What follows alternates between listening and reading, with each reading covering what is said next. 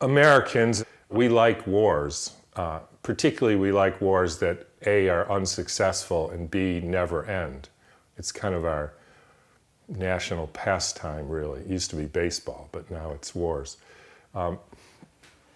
So the interesting thing about the war on cancer, it was started in 1971. And the reason it was started by Nixon.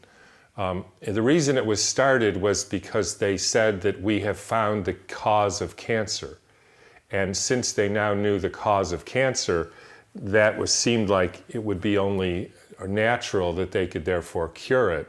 So Nixon said, we're going to spend whatever money we can spend, we need to spend, and in 10 years, nobody will have problem with cancer.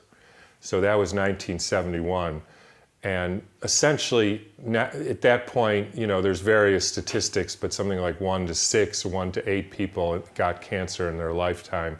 Now it's about 1 to 2 or 1 to 3.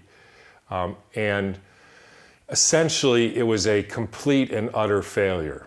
And in fact, there have been 2 major studies that have been commissioned since then. One was done by a German named Ulrich Abel in the early 1990s, published in German magazines. And the other was commissioned by the Australian government. And they looked at the success rate of this so-called war on cancer.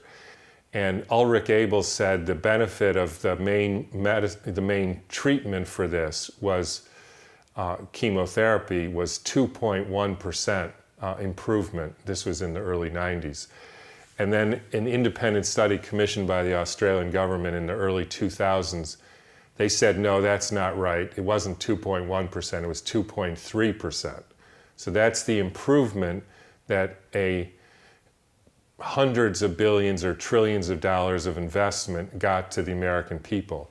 I would only suggest that if this was a government that had decided, or an investment firm, that had decided to make a new kind of toilet paper or folding chair, and you spent $100 billion to make a new folding chair, and it was no different than the old folding chair, my guess is the company wouldn't survive.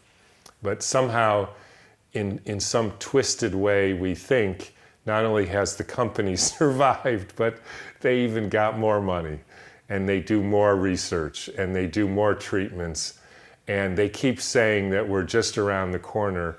And the reality is, there's a lot of reasons why it failed, but my book was about the fact that the reason it failed is because the theory that they had as to what causes cancer was simply flat out wrong.